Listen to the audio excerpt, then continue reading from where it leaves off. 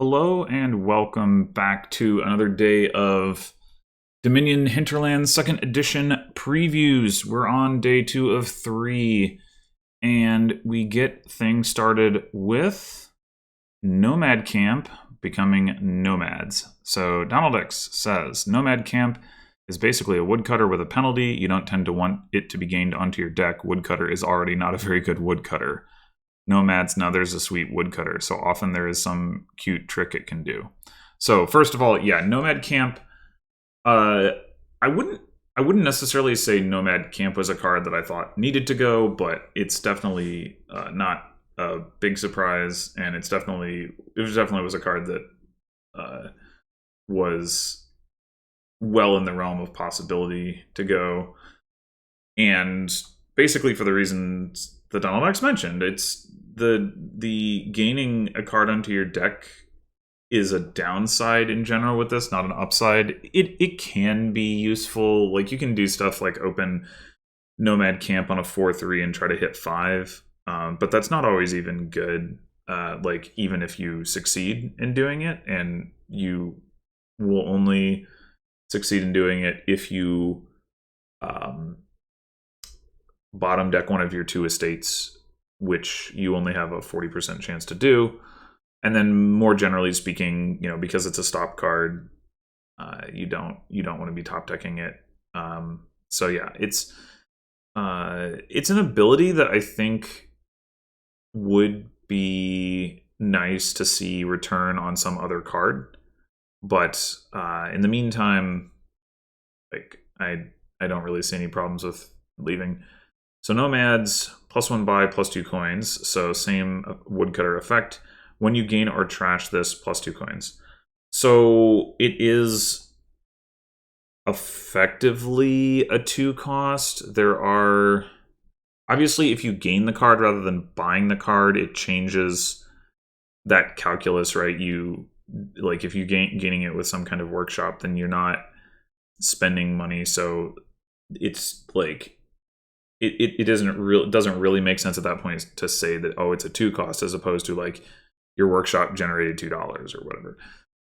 But if you're buying it, it is effectively a 2 cost, except that you do need to have the 4 in the first place to be able to afford it, of course.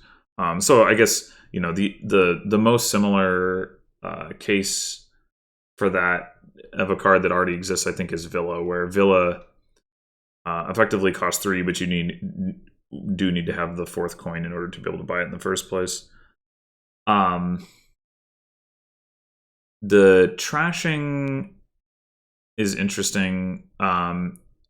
There are probably some like synergistic things you can do where you you just trash them with lurkers, and then lurkers give you non-terminal coins, and maybe that's useful in certain decks if if for no other reason than like, oh, I have this one lurker and I don't want to put like a strong card in the trash, but I want to do something with it this turn. You can get 2 coins out of it.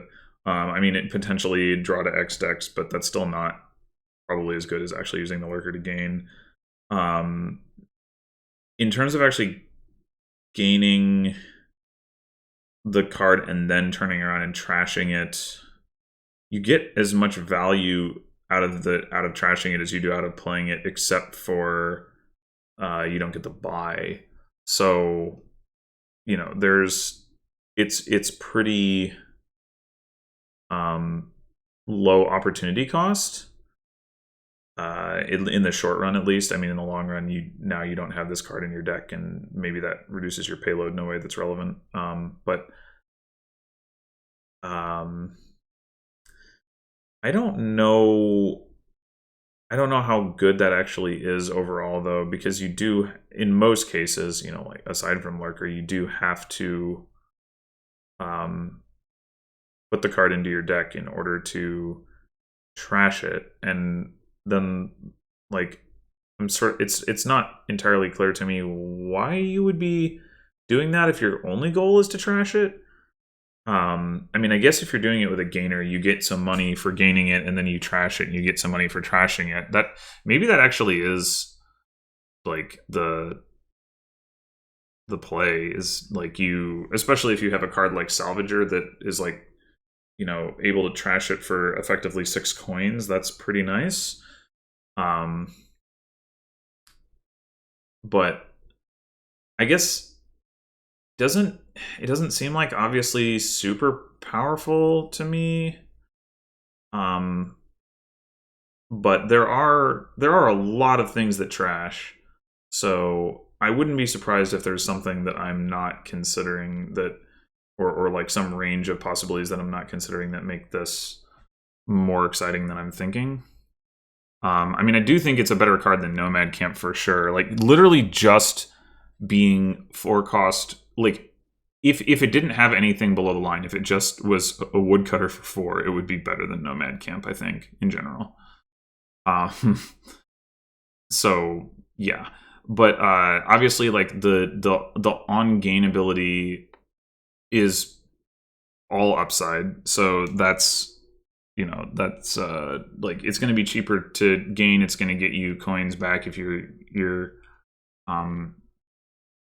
you know, it's either going to get you kind of like a rebate, or it's going to actually generate coins for you to gain it, depending on how you're gaining it.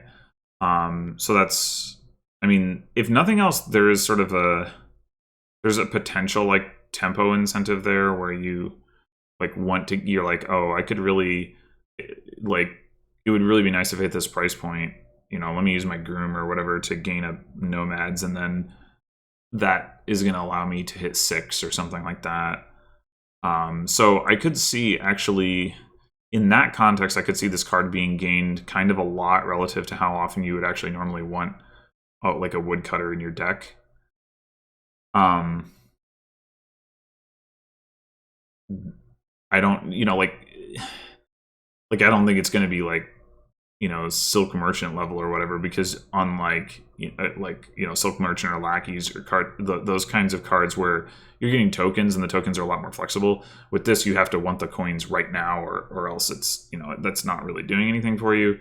But I could still see there being games where you end up with like a bunch of these, maybe almost more akin to like Flagbearer, even though you don't really want them for their own sake, but because the on gain ability is good enough that it's worth taking them, even though they're not really doing much for your deck.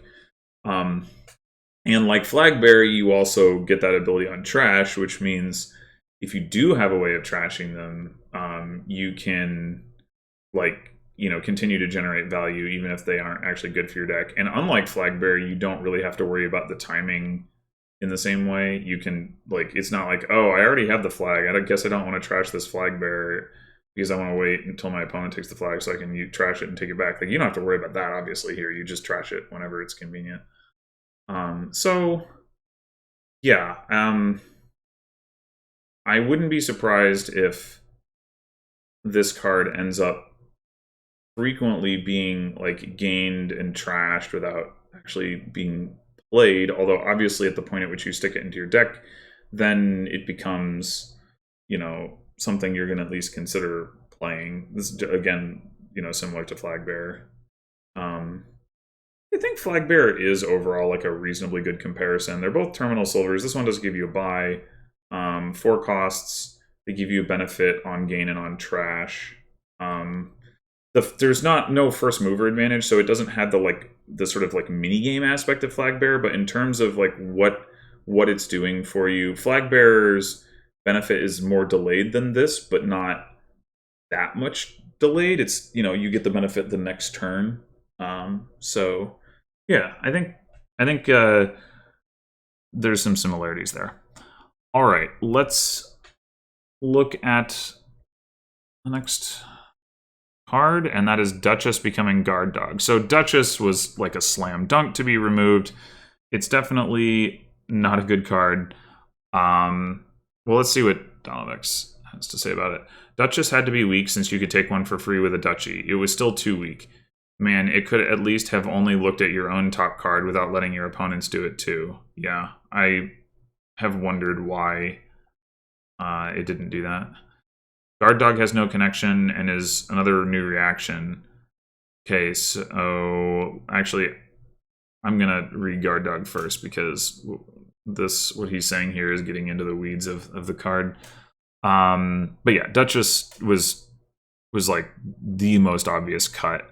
I will say, in defense of Duchess, that again, the below the line text I think is legitimately interesting. I could believe that this exact below the line text doesn't work well because of what he said, like what Donald X said. Like, maybe you have this problem where it has to be weak enough that then it's not really worth it.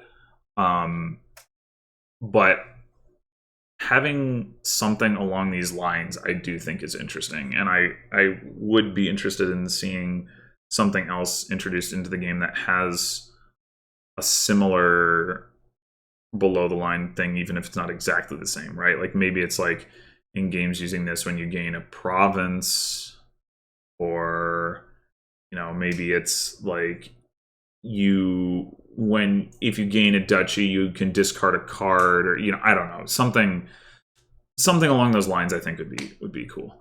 Anyway, so guard dog, 3-cost reaction, +2 cards. If you have 5 or fewer cards in hand, +2 cards. So that's kind of like the diplomat reaction, or not reaction, but on playability. Except instead of giving you a village effect, it's giving you more draw. When another player plays an attack, you may first play this from your hand. Okay. So what Donald X says is, if they play, say, Witch, you can react to play your guard dog. If they play, say, Militia, don't react. Just save guard dog for your turn, and then you'll draw 2 extra cards. Of course, there are also all the other ways you can get the 4 cards. It's another one that plays into the filtering theme. Right. So this is essentially a draw to X card. The nice thing is that it doesn't, unlike a lot of draw to X cards, it doesn't totally fail to draw if you're already kind of capped out. I mean, most of the time with draw to X, not all the time, right? Sometimes you have other draw cards in your deck and your hand size is like over the draw to X limit, and then you play the card and it doesn't draw anything at all. But most of the time, they will at least like replace themselves. Because like you played one of them and you drew, like, let's say it's like Curse Village. You played your Curse Village, you drew up to 6, and now you have nothing else to play before the next Curse Village. So you play that one, you go down to 5, you go back up to 6. But obviously that Curse Village is basically, well, it's a village, not a cantrip, but still, it's not drawing cards, it's just replacing itself. This card is at least going to net you 1 card, even if you're like nowhere close to activating the sort of draw to X part of it.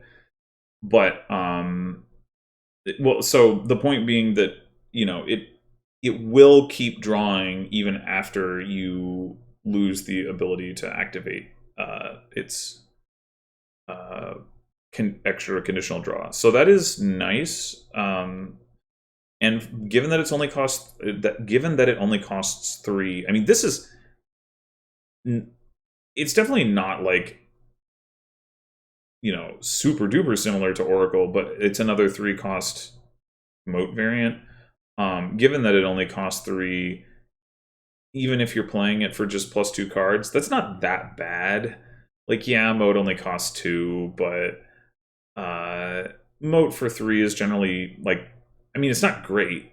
It's fine. Like, the difference between a 2-cost and a 3-cost is usually not a big deal outside of the opening, and specifically outside of like a 5/2.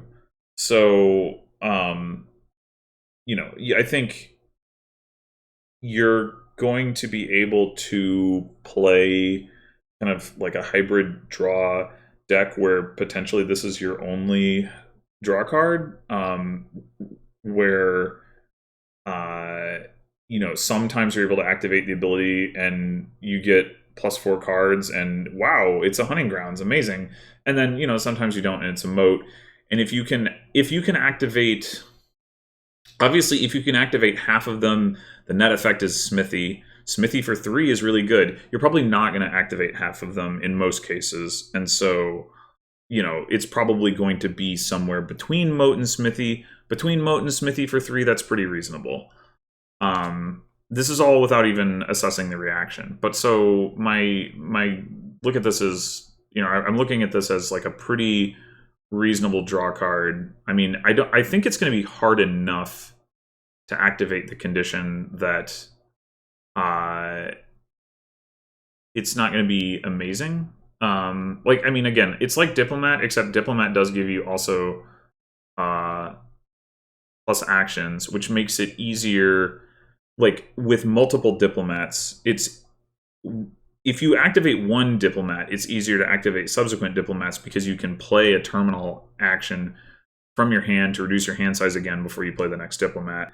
This doesn't have that going for it, so it's not going to be as easy to meet the condition, and it's not necessarily easy to meet the condition with Diplomat to begin with. So I think it will be like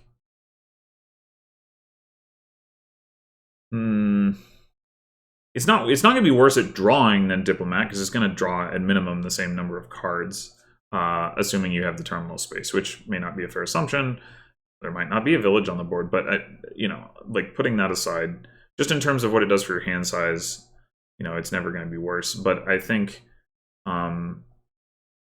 like, just in terms of trying to conceptualize, like, how often is this actually being activated, I think it's going to be less often than Diplomat, which, you know, means, I mean, obviously it's going to depend on the board, but a lot of times it's going to be, you know, only, you know, maybe only once or twice. You might have like 5 of these in a game where this is your primary source of draw, and you may well only activate it once or twice. But I still think that's like not bad for a 3-cost draw card. Anyway, okay, and then so then you've got the reaction. When another player plays an attack, you may first play this from your hand. Yeah, so obviously the ordering doesn't synergize with hand size attacks, which is unfortunate, because if it did, then you would get to take advantage of like the effective like +1 action. But even so, like, you can, you know, turn some of these into non-terminal moats, like, you know, Donald said, like, if they play Witch, you know, if you're not expecting to get hand-sized attacked anyway, or if you don't have a village, because, like, even if you do get hand-sized attacked, if you don't have a village in hand, like, discarding 2 cards and then replacing those 2 cards, I mean, that might be good, because, you know, he mentioned filtering. Yeah, you might draw, like, discard 2 estates and then draw some treasures or whatever. But, like, if you're concerned about, like, drawing dead actions, if you have, you know, if you already have, like, a hand that is reasonable and you don't, trying to say, I guess I totally lost my train of thought here, because I was thinking, well, wait, militia, like, you're gonna have to discard either which way. I know what I was getting at. If you have, yeah, so if you're reacting to Witch, you know, or whatever, on your opponent's turn, obviously you're not activating the extra +2 cards of draw. You would have to have some way of activating that yourself. I think that's often going to be okay, though, because, like, if you're reacting to this, it's a lab. Lab's a good card, so you know, there's no real problem there. And you'd have to discard down in order to activate the ability. Like, it has to be, you know, worth doing that, going to the trouble of doing that. So basically, where I'm going with this is, if there's a board where there's no way to activate this ability, like, there's just no discard, whatever, but there is an attack, this is still going to be a good card, just because of the reaction and the fact that that makes it non-terminal. It can even chain, right? You know, like, Black Cat sheepdog, you know, the same way that you can get like chains of those going, you can potentially get chains of these going, which could be really good, especially because then you can end up, you know, playing it again during your own turn, which, you know, is not going to come up super often, but it's, you know, it could. So yeah, overall, looks like a good card to me. It's like, I mean, it's terminal draw, so, you know, there are going to be boards where it's hard to support, but I think it's pretty good. Next up, we've got Cash becoming Souk. I guess that's how that's pronounced. I don't know if I've ever seen this word before outside of the like name leaks from the I think it was the Seaside rulebook that had recommended kingdoms with Hinterlands 2e cards, or maybe it was the Prosperity one, whatever. So we lose Cash. No surprise there. Again, Cash is a very weak card. I do like, again, aspects of the design of Cash. I guess I keep saying that. Like, I'm not really sad to see it go. It's just not good enough to see much play outside of like Guildhall specifically. You know, maybe with Watchtower or something, you know, oh, you get a gold for 5. That's not even that exciting. But I like the idea behind it. And so again, I think it would be cool to see something Cash-ish come back at some point. But I think it's totally reasonable to get rid of Cash itself. Souk. Okay, so let's see. Tolovex has to say. He says, "I like Cash except for it being bad." Yeah, that's kind of how I feel as well. If only I could move the plus buy from Margrave onto Cash and from Wharf onto Merchant Ship, but I can't. And I mean, it's bad. Yeah, I mean, you kind of could, but that's not the way that he approaches these updates, and I understand why. Souk is unrelated. Beyond being another when gain card, it rewards a small hand size, such as you might have after playing some filtering cards, and it gets in another when gain trigger. So, +1 by +7 coins, -1 coin per card in your hand, you can't go below 0. When you gain this, trash up to 2 cards from your hand. Oh, okay. So this is 5 cost action. Also should have mentioned. Okay, so let's think about how much money you actually expect to make from this card in general. If you were to like play Souk money, and I don't know that would make any sense, but let's suppose that you did, then it's gonna generate 3 coins, right? You're gonna have 5 cards in hand. You're gonna play this, and then you're gonna reveal 4 cards. Well, I guess you don't have to reveal them. You have them. But you're gonna lose 4 coins from this, and it occurs to me,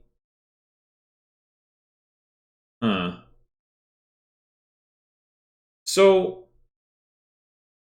now I'm wondering about this for Poorhouse as well. I don't know that I've ever really thought about it, but so how is Poorhouse worded?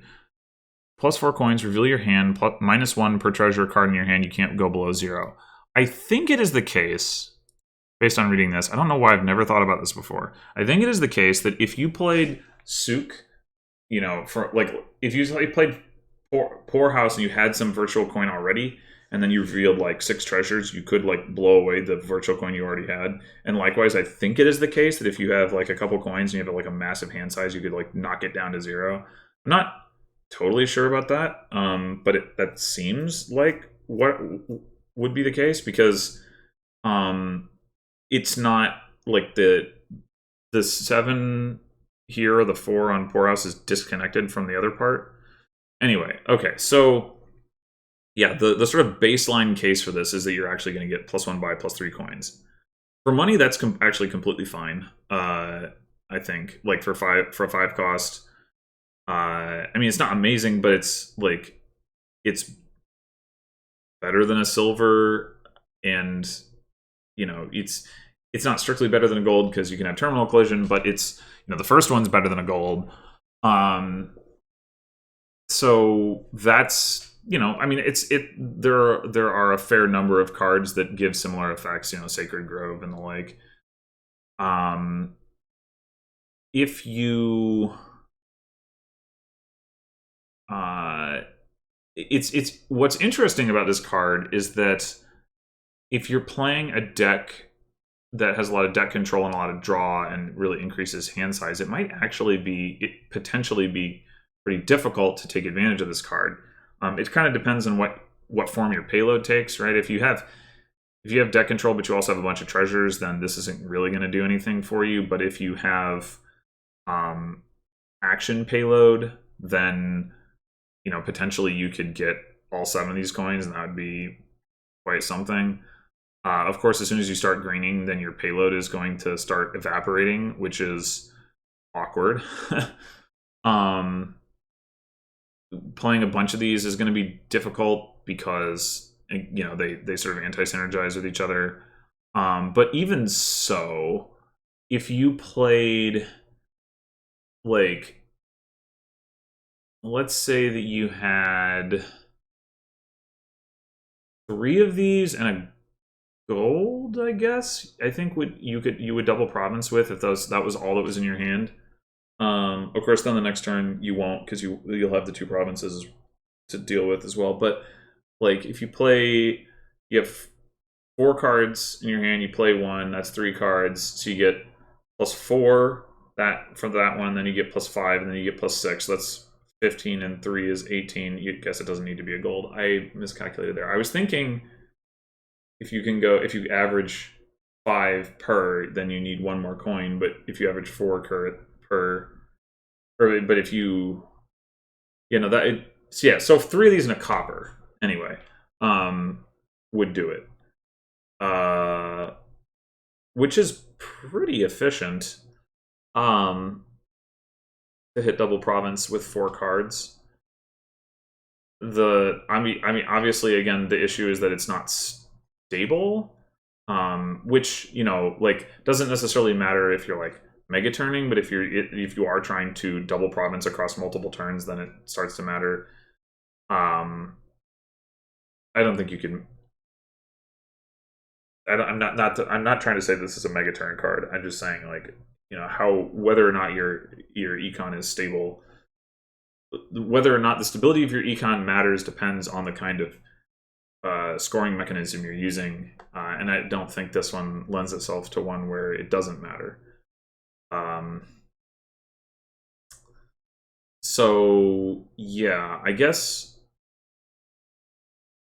I mean, I think the starting point again is you can tend to think of it as like something like Sacred Grove in terms of econ, but then it has some upside to go past that, if you've got the right synergy, the right deck composition, and then there are going to be some decks where you just ignore this card because your payload is treasures, you have draw, and it's going to generate no coins or possibly even negative, depending on how that rule actually works. And then there's the on gain ability, which I think, that's obviously like a potentially powerful effect. Trashing is good. It is going to be hard to get this to trash the cards you want to trash early in the game, because it's going to be hard to hit 5 while still having 2 cards in hand that you want to trash. Not impossible by any means, but difficult. Even so, I think like the applications that has are going to be quite valuable. Like if you have like a gainer, like your universities or whatever, that really opens up a lot of possibilities. It's kind of similar to Cemetery at that point. I mean, I guess it's kind of similar to Cemetery anyway. It doesn't trash as much, but it's doing something for your deck. You know, you're not adding a junk card. So if you were Cemetery, if you were buying Cemetery to trash 3 cards, this is doing something pretty similar to that. Ideally, you're trashing 4 cards with your Cemeteries, but still, again, that's, you know, it's there's some comparison to be made there.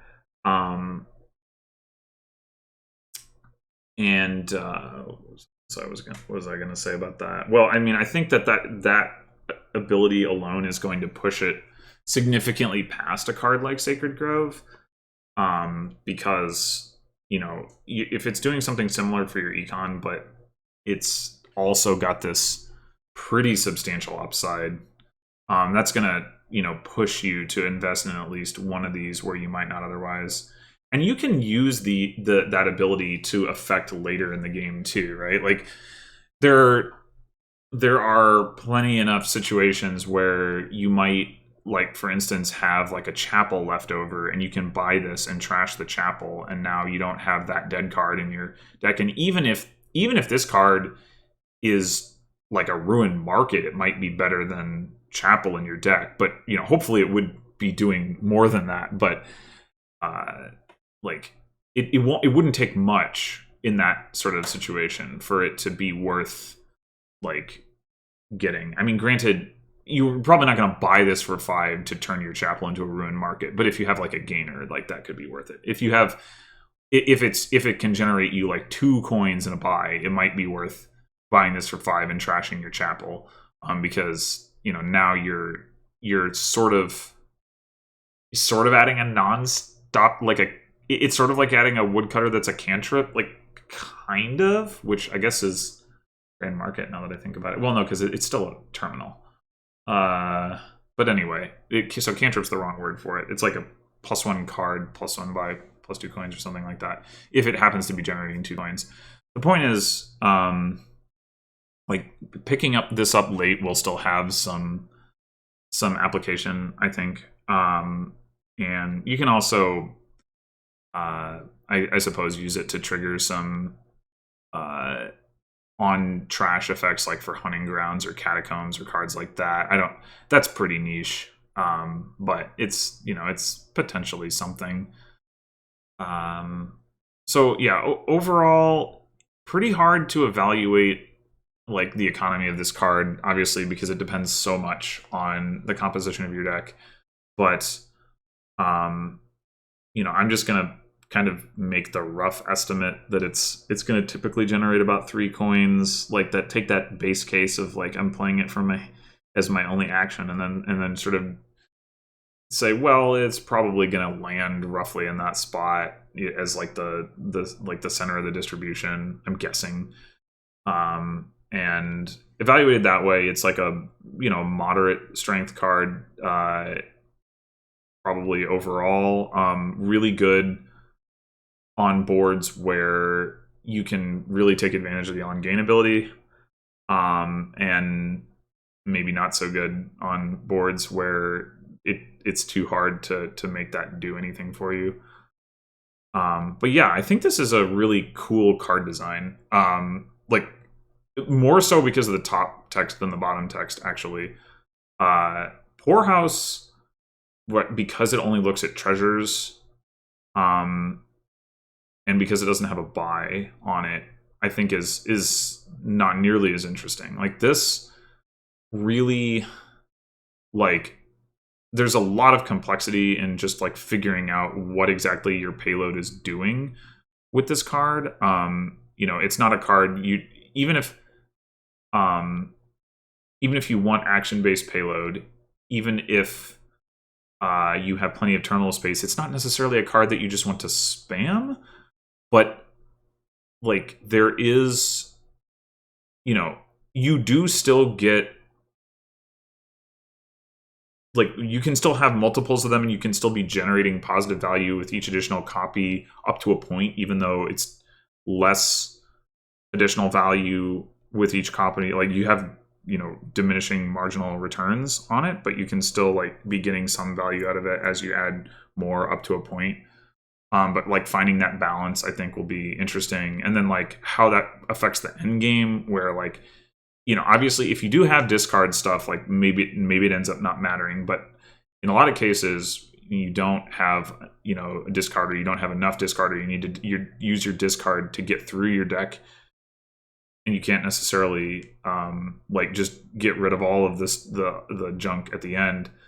The way that your payload sort of bleeds away as you go through the greening phase will be like really interesting, I suspect, to deal with. Maybe frustrating, but interesting. So I think this is a really interesting card design.